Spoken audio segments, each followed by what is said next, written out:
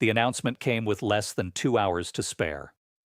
On the evening of April 7, 2026, President Donald Trump posted a single message that instantly shifted the trajectory of a conflict that had consumed the Middle East for 6 grueling weeks. Based on conversations with Prime Minister Shehbaz Sharif and Field Marshal Asim Munir of Pakistan, he wrote, and subject to the Islamic Republic of Iran agreeing to the complete, immediate, and safe opening of the Strait of Hormuz, I agree to suspend the bombing and attack of Iran for a period of 2 weeks. This will be a double-sided ceasefire. The words landed like a thunderclap.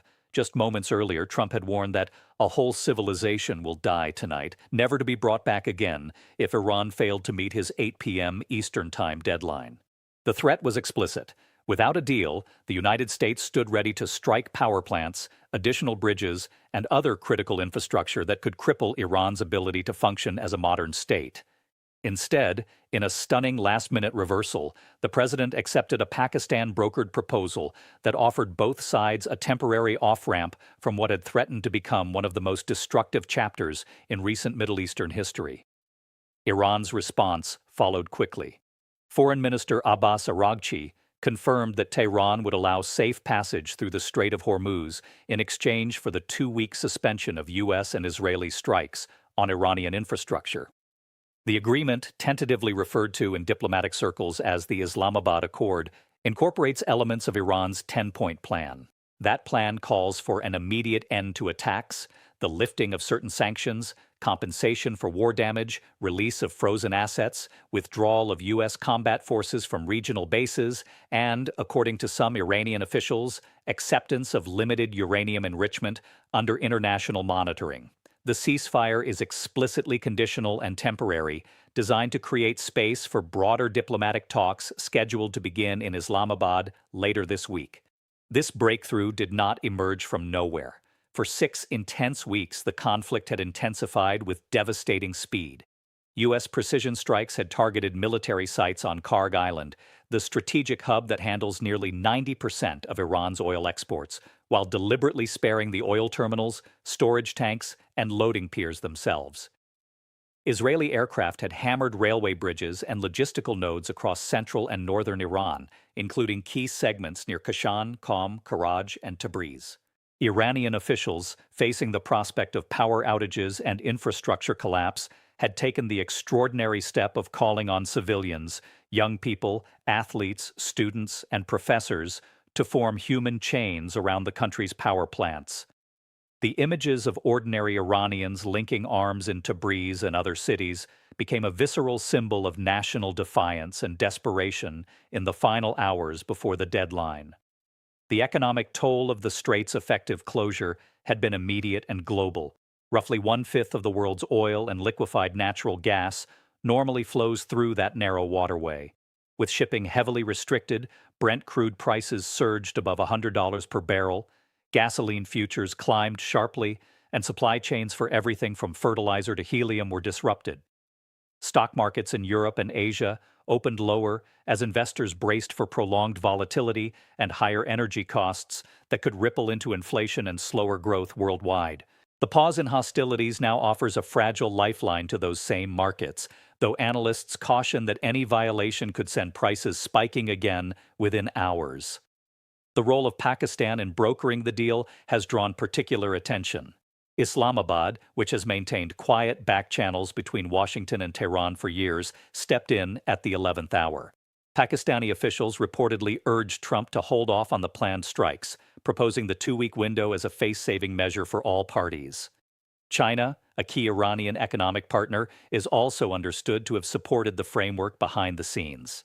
The arrangement gives both the United States and Iran something they desperately needed. The U.S. avoids an immediate escalation that could have drawn it deeper into a costly and unpredictable ground conflict, while Iran gains breathing room to stabilize its economy, manage domestic political pressures, and present the pause as a tactical success rather than a concession.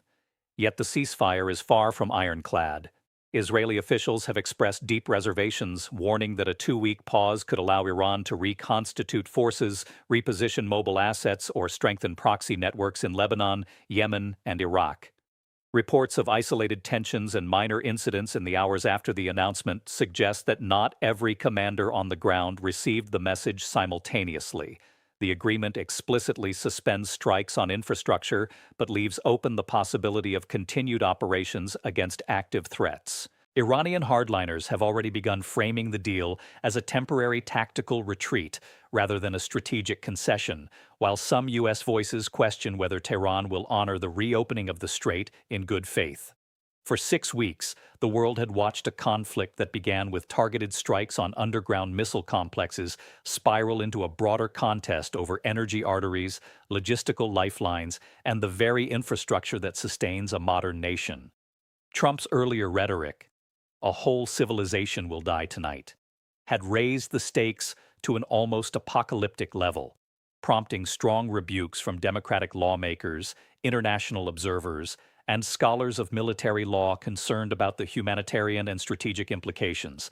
The sudden pivot to a ceasefire therefore carries enormous symbolic weight. It demonstrates that even at the brink, back-channel diplomacy, mutual self-interest, and the intervention of third parties like Pakistan can still create an off-ramp when the alternative appears too catastrophic to contemplate. What is firmly confirmed from official statements, open-source reporting, and diplomatic channels, President Trump announced a 2-week suspension of U.S. attacks on Iran, conditioned on the immediate reopening of the Strait of Hormuz. Iran has accepted the framework and committed to safe passage for shipping, with its military coordinating the transit. Pakistan played a central mediating role, and the pause is explicitly temporary and double-sided, applying to both American and Israeli strikes on Iranian infrastructure. Global energy markets have begun to react positively to the news, with oil futures falling sharply after the announcement, though prices remain elevated compared to pre-conflict levels. What remains uncertain includes whether the ceasefire will hold beyond the initial 2 weeks, whether Iran will fully implement all elements of its 10-point plan, including any uranium enrichment provisions and sanctions relief, how Israeli security concerns will be addressed in the coming talks, the precise details of compensation for war damage and asset releases, and whether hardliners on either side will attempt to undermine the agreement before or during negotiations in Islamabad. The full public text of Iran's 10-point proposal has not been released in complete form, and interpretations appear to differ slightly between U.S. and Iranian accounts. The images that defined the final hours before the announcement, the human chains of civilians standing guard at power plants, the smoke still rising from earlier strikes on Karg Island and rail bridges, the urgent diplomatic shuttling in Islamabad, now stand in stark contrast to the sudden, if fragile, quiet that has settled over the region. For the first time in weeks, the immediate threat of large-scale infrastructure destruction has receded.